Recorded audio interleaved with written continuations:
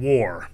War never changes, except in Stellaris, where it changes all the time. Hi, my name is Aspec, and today I've partnered with Paradox Interactive to talk about the changes you may have missed in the war and combat systems in the last few patches. You may be familiar with the classic ships, the Corvette, the Destroyer, the Cruiser, the Battleship, and of course, the Titan. However, you may have missed an addition to this lineup, the Frigate. The Frigate is a special class of Corvette that becomes available in the mid-game once you've researched the space torpedo technology, and is rather unique in its design.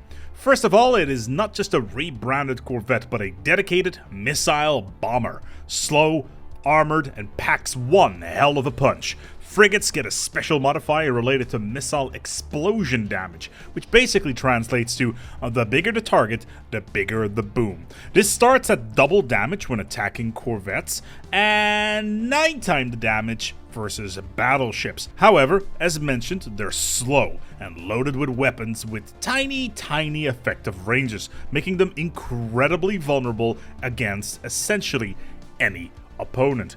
But if you do somehow manage to get a hit, the combat damage can get rather crazy.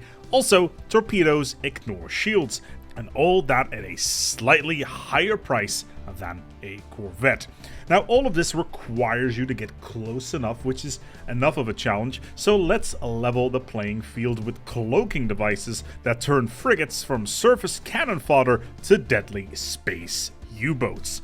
Cloaking was introduced in the first Contact expansion, and whilst originally intended to hide your galactic equivalent of a bird blind, it also makes for a great way to bamboozle your enemy's capital fleet by uncloaking all your frigates within combat range and firing a volley of 250,000 firepower load of torpedoes at them. And of course, it doesn't really matter if your frigates die in the exchange, because you could just build new ones and lay fresh traps all over the place before those battle fleets have even half recovered. But how do you counter something as insidious as cloaked fleets armed to the teeth with torpedoes? Well, simple. We use the same thing as those folks over at Bletchley Park. Intel. Now, Intel is a modifier that allows you to see what your enemy is doing. By sending a spy master to set up a network over in an enemy empire and work your way through the ranks, you can attain full visibility on what they're doing, including the location of their cloaked fleets. And at this point, you also know what the layout of their designs are as well. Do they have mostly shields? Slap some kinetic weapons on your ships. Do they have mostly lasers? Get some shields of their own. Do they use short-range weapons? Outrange them at all costs. And remember that whilst fleet power may lie at the apex of the triad of victory, information lies at its foundation. Going to war without the correct information is a fool's errand, and you should always be prepared to counter the enemy with knowledge. Always try to find out the enemy's fleet layout and ship components, and then counter accordingly.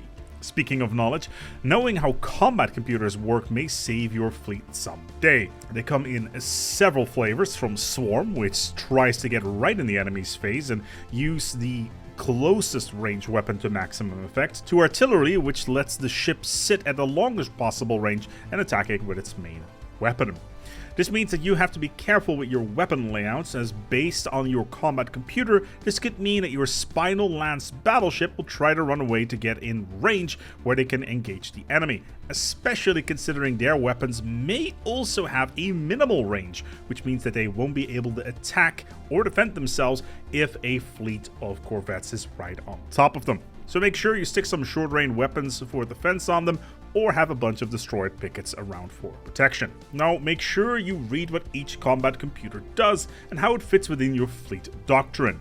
Choosing the right combination of combat computer, the right admiral, as well as the correct location within the galactic terrain can turn any unwinnable battle into a decisive victory. All the aspects of war, whether it be intrigue, information gathering, alliances, space submarines, or combat computers, are a web of interconnected systems that you can leverage to win the day for your empire. Or you just build a doom stack of 120 battleship and steamroll that pathetic empire next door. You do you.